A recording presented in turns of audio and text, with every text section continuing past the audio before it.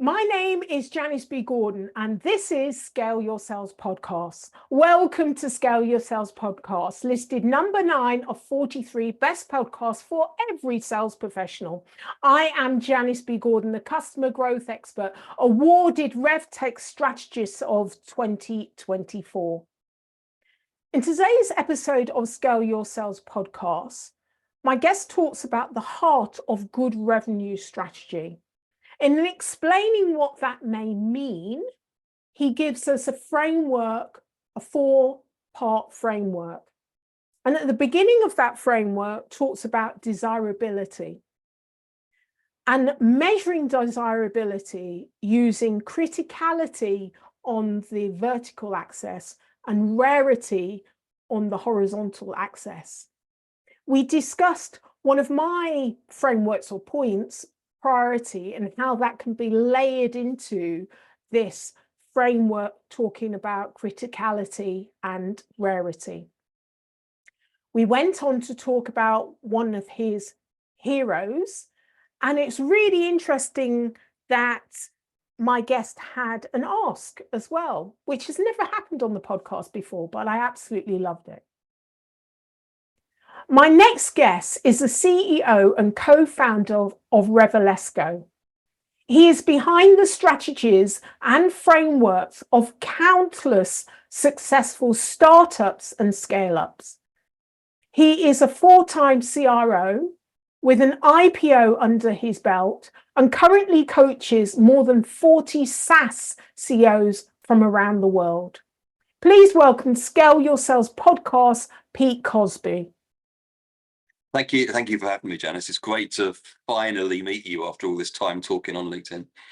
Finally, I know, exactly. It's a great platform, but there's nothing like this face-to-face. So I know we've got so much in common. And as I was saying to you before we started recording, there are so many people out there that absolutely loves this guy and constantly talk to me about what Pete has done for them and how wonderful he is. And it's like, I need Pete to shine a bit of light my way, really. So Gosh, that's very flattering. Thank you. So I can't wait to get into this because I know that you've got your lots of things going on. So tell me first about your organization. I know you're looking to write a book, and I know the story of pre-pandemic.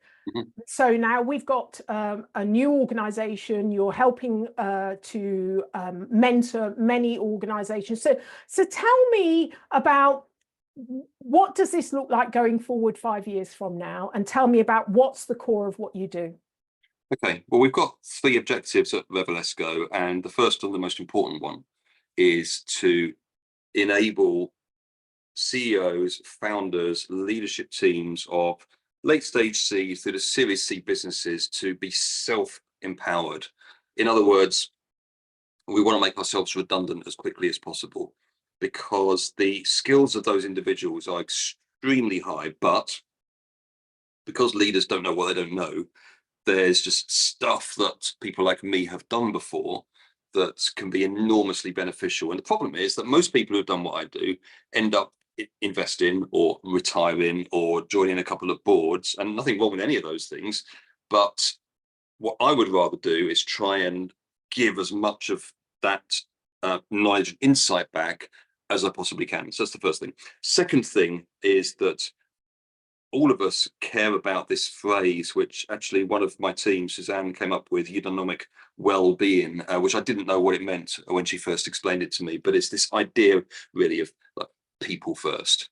And if you care about people, then the environment that you create is a positive, enabling one that allows people to flourish and succeed. And all the evidence out there suggests that's true. For example, someone like Dr. Amy Edmondson from Harvard, the study that she does on psychological safety, where she shows that the more mistakes you make, the more successful you are. So therefore, you have to create an environment where mistakes can be made. So that's that second thing, to put people first. And the third thing is to create something that, from our own personal selfish ambition, is to create something that goes a little bit beyond us. Just like any founder, we want to leave some kind of legacy. And so we want to help as many organizations as we can and we want the business to be able to continue when we are no longer there. And that's why I've built a team, which at the moment is 12 individuals, all of an extremely high level. So for example, Ben, I was just on a call with him a moment ago, who runs communications for us. He has just come back from Israel because he was running communications for the Israeli Defense Force during the current conflict. He can handle a crisis. Karen used to work for Steve Jobs at Apple, like back in the day. Erin teaches the customer success course at SIA. Suzanne is in the top 100 thought leaders in the world in her subject and is a published author. So we've got a brilliant group of people. If you wanted to hire all those people, gosh, like, it'd be just impossible. Like, even if you could get them, it'd be too expensive.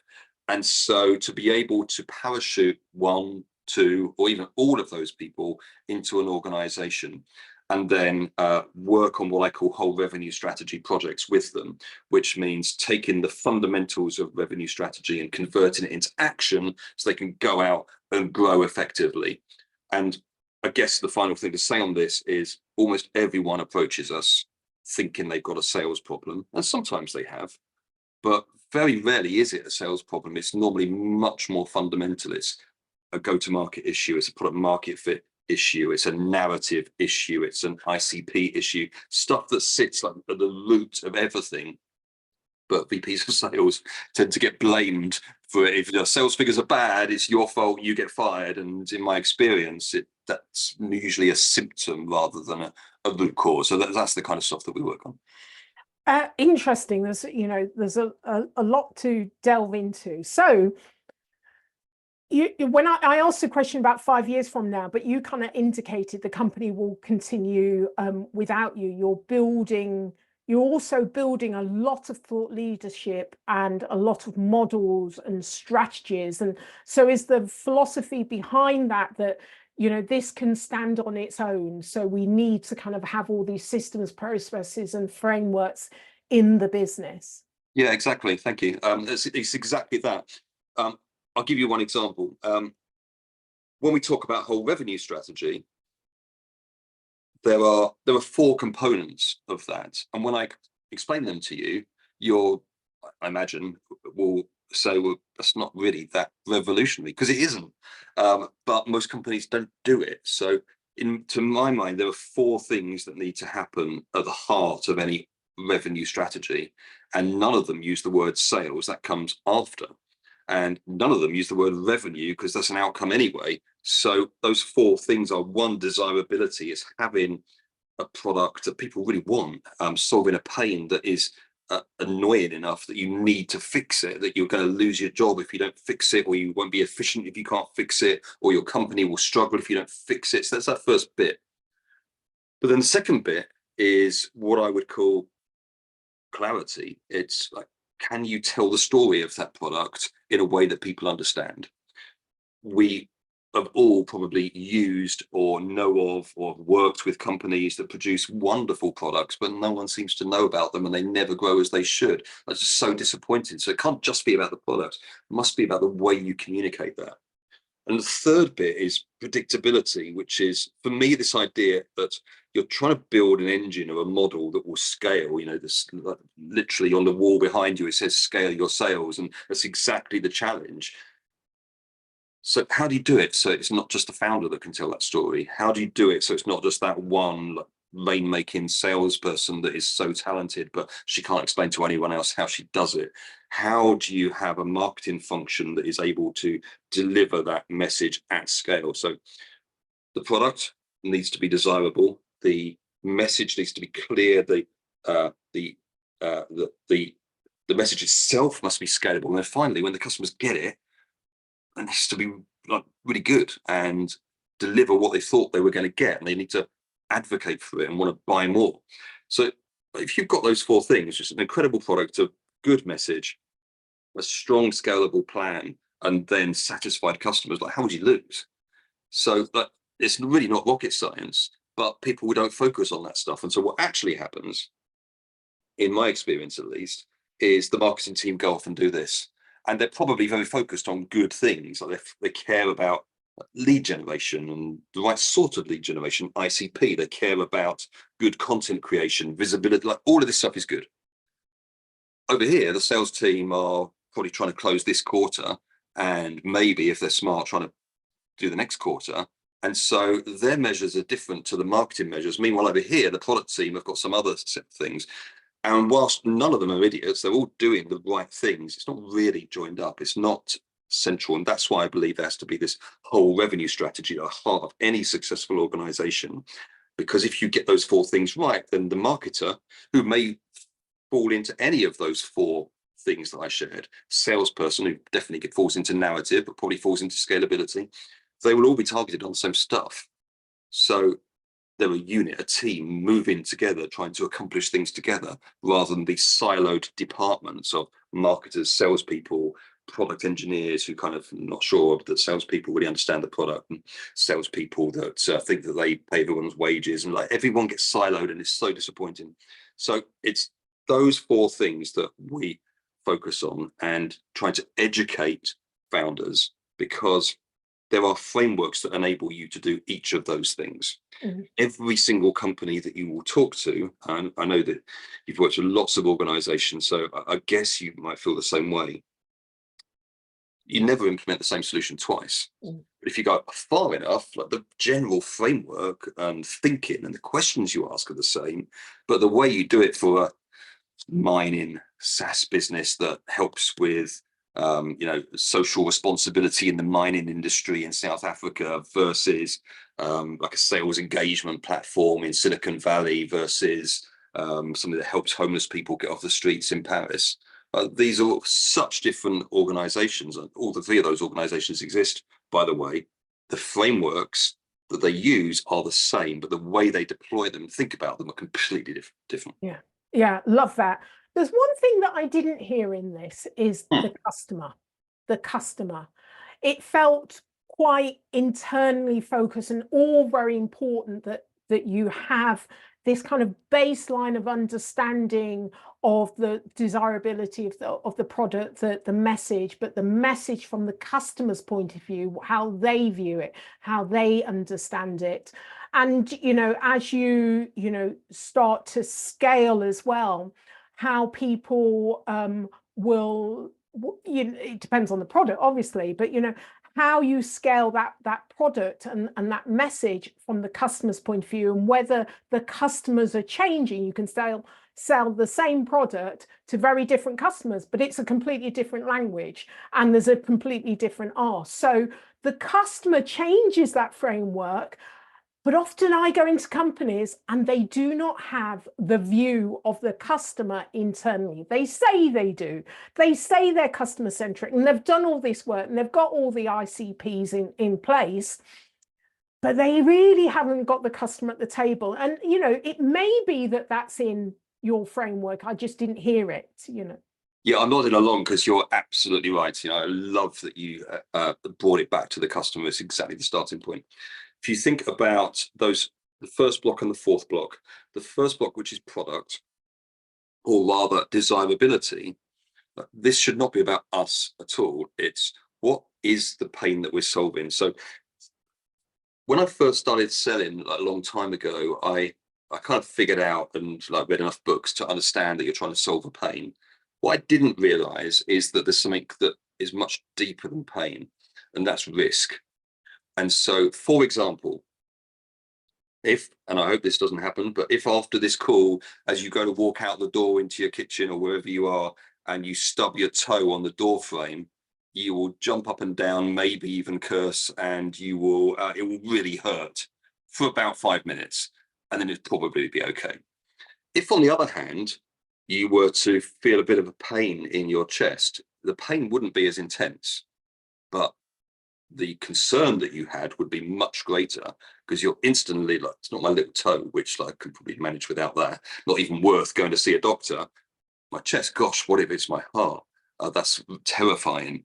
Maybe I will have a heart attack. What if I die? That's frightening. So there's something that's much greater than pain and its risk. So at the heart of desirability is understanding what is it that is going to go wrong for a customer that we can fix by healing that pain. And even more than that, what sits behind the risk? Because what's the reason that I might have a pain in my chest? Well, it might be that I'm really stressed and that I'm overtired, I'm not sleeping well, I'm overworking, so I'm not going to the gym or exercising, I'm eating the wrong food because I get home from work late, started having an extra glass of wine in the evening, I've put on a little bit of weight. These are the kind of things that are causing the pain, that are delivering the risk. And why is that happening? Well, maybe my job's really intense, or I'm struggling in my relationship, or it's difficult being a parent of a bunch of kids, or maybe I've got a problem with my parents. There are all those sort of things that can happen in the background that cause us to be like that. When we translate that into a B2B context and say to ourselves, what's the pain? What is the risk to our prospect or buyer or customer of that pain? What's actually fundamentally driving that? And what can we build that delivers value against that need? And then there are two things that I always look at with any organization I work with. And the first of those I call criticality, and the second I call rarity. And if you imagine them on an axis like this, criticality is like, well, you say it's solving the pain, like how critical is this? Not every product is 5 out of 5, like not every product is life or death. And we have to understand that. On the rarity scale, on the bottom axis, how unusual, rare, even unique is the way that we solve it. Like most charts, if you're in the top right hand corner up here, so we are critical and rare, then the way that we solve that pain, reduce the risk, is very, very urgent, and no one can do it like we do. So that's just the first part, because that creates a desirable product. When we move into narrative, no matter how the clarity piece, doesn't matter how brilliant that first piece is, the desirability, if you're not able to communicate that to the world, then you won't be able to solve that problem for customers. When it comes to scalability, similar, you won't be able to solve it in any kind of scale. But then the fourth bit is absolutely all about the customer, which is deliverability. It's, I have this pain, I'm experiencing a risk, I've heard your story, I believe it's the right thing, I've made a choice. Does it deliver what you said it would deliver? Like, is it helping me? How do I know it's helping me? How do I articulate that value? And so I would always go through what I call value realization. And so for each stage of the buyer process, which to my mind has 5 principal stages, there is a different type of experience of value. And in that final stage, when I am your customer, it has to be value realization. It has to be, I thought there might be value. Then I looked at it and thought, oh, golly, yeah, there probably is value. And then I was persuaded to buy it, and I onboarded, and that was quite a good experience. And now I'm using it, and I can't imagine life without it. And that then has to feed back into the first bit, desirability, because now we've got this big cohort of customers, and naturally, think, as you said, like things move on. Customers require different things. The product that 10 years ago is not what it is today. So how do we consistently deliver that desirability so that the customers that we've acquired are continually expanding, spending more, because spending more is a measure that I'm getting value, advocating, telling others. So great question. For me, like the customer is absolutely at the heart of it, and that's where I always begin. Yeah, I think this is interesting, because when listening to you, I was talking about one of the kind of measures that I use is priority, which is way more important, way more telling than pain. And we're so used to it's kind of 101 pain. What does that mean? Even buyers, I heard it, it means nothing to them. But actually understanding what the customer's priority is. Yeah. Because the higher the priority, they're more likely to buy. And it was interesting when you were talking about criticality and rarity as well, yeah. Because if you're in the top left-hand corner, the priority is really high there. And also a lot of that information is going to feed into the second stage of the process. All of that data you collect is going to help you to really understand the second stage. So, one of the measures that can fits into your framework that I use is really understanding and assessing what is the priority. Because again, in your example of, the heart, if you're having a heart attack, or whether it's just, heartburn or something, you've eaten something that doesn't agree with you, you could be having a heart attack. Yeah. If it's not your priority, if you're not in touch with the messages in your body, if you're overweight and you're used to drinking half a bottle a night and that's your lifestyle, then it's not going to be a priority. If you're, a health fanatic and you're up every morning and that same pain in different people, they're going to assess it as different priorities. Yes, I absolutely love that. And I love the way you talk about that as priority. That's really interesting. For me, I call that person with the priority, I call them the casualty. Yeah. Person experiencing the pain, the risk, needs to go to the emergency room, that individual. And I think that the nuance then comes with the type of product that you're now developing. For example, if it's in an established category, then it's relatively easy to identify. Let's talk about CRM, for example. Some people will care about CRM, other people will not care about CRM. For example, I don't have one in my business. We use a spreadsheet. Other people wouldn't be able to exist without Salesforce or HubSpot. But what about a category where you've created a product that no one else has got? How do you sell it? For example, on my phone here, my entire team have got these now. I've got one of these cloud AI things that will record both sides of a phone call, record a meeting. What do you even call that? Like, what is the category that it's in? I didn't even know I needed it. Now I wouldn't be without it. So making sure that narrative, the clarity bit, is designed so that whichever category you're playing in, and however, if I don't realize I've got a priority, perhaps I think Uber might be the best example. If you were leaving a party in East London, like in the 1990s at 3 o'clock in the morning, you would have, I don't know, staggered to a hotel or a train station and hoped there was a taxi there. Yeah. Might have been quite dangerous at 3 o'clock in the morning. You might have got wet, but like, what else are you going to do? No one in their right mind would do that today. You'd sit in your friend's living room and order an Uber. So you didn't know that you had that priority.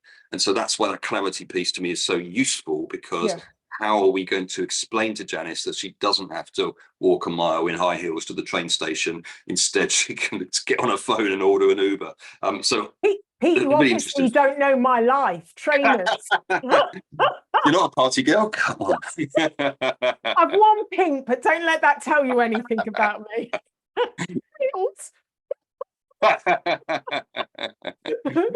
I love what you have to say. That's absolutely fantastic. Yeah, really interesting.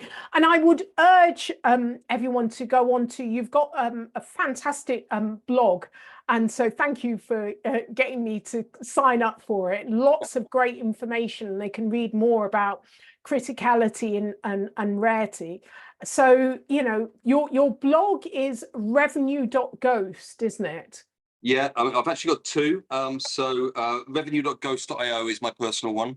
Yeah. But you can also go to the Revelesco Substack, which has a whole bunch of similar but different content. It's all different. And you can access that through my website, which is revelesco.com. Yeah.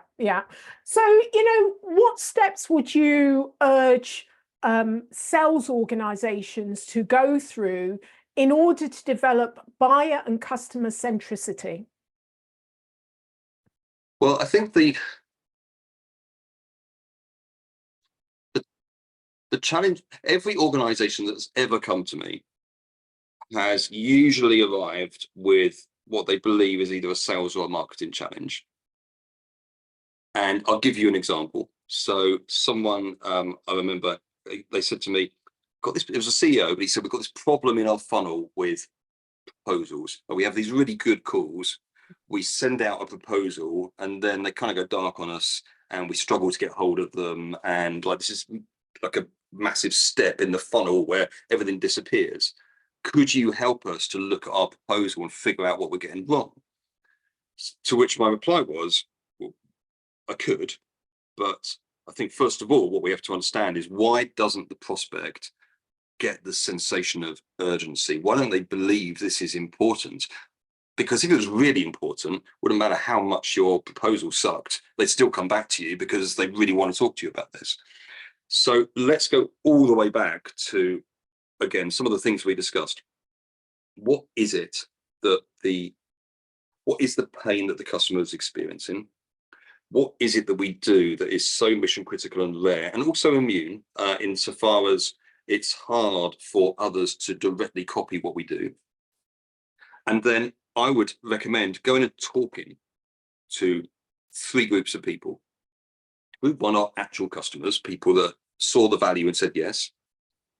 A lot of early stage startups, though, they're not always the best people to talk to, because they're people like me with this little thing on the back of my phone. They're like early adopters who like exciting new technology. This thing may never take off. So your early customers may not be reflective of the next stage of customers. So certainly talk to them. Also talk to people that said no. And then I would also go and talk to my target ICP, and I would send a C-level individual or even an outside consultant, whatever you want to do. Because when I've done this job, what I realized, I remember doing this for a call center technology business a while back, and I would talk to the CMOs, and they would very quickly realize that I knew what I was talking about. So they used to being talked to by like the intern. This is like a junior job. Let's go out and interview people with a list of questions. Instead, they would share their insight with me, and I'm like, why would you do it like that? I don't even understand why you made that choice. Like, I would have done it completely differently. They're like, oh, good point. So you end up with a really interesting discussion. But I would use a framework like Jobs to Be Done, which you can go and Google if you haven't heard of it. But if anyone who's listening who doesn't know what I'm talking about, the thing to listen to is Chris Speak and Bob Moister on SoundCloud, weirdly, of all places, talking about a guy who buys a mattress in Walmart and why he bought it. It's very funny, but it's also really insightful. And I would use a process like that to understand what is the problem that we're solving. How do the customers, the prospects, the buyers themselves actually think about it?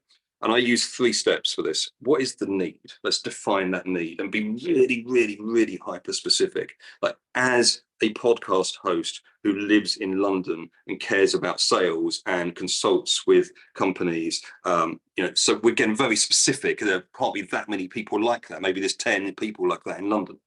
So what then needs to be delivered? So after the need, what needs to be delivered? So as a podcast host, like who, I don't know, needs to be able to record in incredibly high quality and process it quickly, then now that I have got this piece of software, now I can get X and I can get Y and I can get Z. So now I'm solved that problem. And then the third piece is value. So needs, delivery, value. And that third piece is, and I know that it is working. Because, so for example, I don't know, my podcast stats just went through the roof, or it takes me a week less to process the video than it used to, or whatever it is you want to use as a measure. So here's my need, here's what was delivered, here's how I know it's working. And that can come, there are other processes, but Jobs to Be Done is a very good one. And really getting under the skin of what your potential buyer thinks. Yeah, love that. Love that. Okay, so we're going to switch it up a little bit, Pete. Who is your hero or shiro? Oh gosh, well, I'm a bit anti-celebrity, even though I like music and I admire people. Even when I've met my favorite band in a bar before a concert, I won't talk to them because I don't know what's probably something wrong with me. But there are some people I really admire, and one of those people is a guy called Clive Stafford Smith. Have you ever heard of this man? Yeah, in just not Amnesty International. He's one of Reprieve. Reprieve. He was one of the 2 co-founders of Reprieve, and something that I've cared about all my life is injustice. He personally freed 69 people from Guantanamo Bay due to his capability as a lawyer and his, rather than trying to go and earn a lot of money, which I'm sure he could have done as a barrister, instead to give his services completely for free, funded by a charity, in order to go and help people who have been falsely imprisoned, which happens all over the world. So I would highly encourage people to give money to Reprieve and to look up Clive Stafford Smith, who's now independent, but you can find him on Twitter, and he's still a really impressive man. And I love the idea of giving extraordinarily high levels of talent to people that need it the most, rather than just for money. Yeah. Have you heard him speak? Only online. Yeah. I'd love to hear him speak. I've heard of him before, but you're the first person that's ever actually talked about somebody, but actually had a call to action. Give money to Reprieve if you also care about this, which I love. It's absolutely fantastic. So thank you for doing that. It's like first time that's ever. You would have thought more people took advantage of, reaching an audience. Not my dad or anything, by the way. I just someone I believe in. No, but yeah, it's we often get introduced to people that we don't know, but actually there's a call to action behind that. So I love that. Anyway, I absolutely have loved speaking to you, and thank you for sharing all of your insights and knowledge, Pete.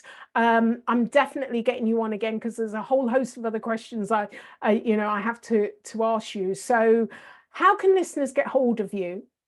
If they go to revelesco.com, they can fill in the online form, or they can just connect with me on LinkedIn and send me a message. I read everything that comes through on LinkedIn. I've got to say though, Janice, I do feel like if I had been interviewing and you'd been the guest, it would have been just as insightful. I think that I think that we could have reversed our roles and got just as interested in a podcast. Well, we'll have to do that maybe over a glass of something or a coffee at some point. That would be lovely. I would love to. All right. Take care. Thank you so much. You too. Thanks, Janice. Bye now. Bye. Thank you for listening to this week's episode of Scale Your Sales podcast. If you like this discussion, feel free to listen to other episodes or watch the captioned show on YouTube and subscribe to future episodes. I would really appreciate it if you would leave a positive review on iTunes. Thank you.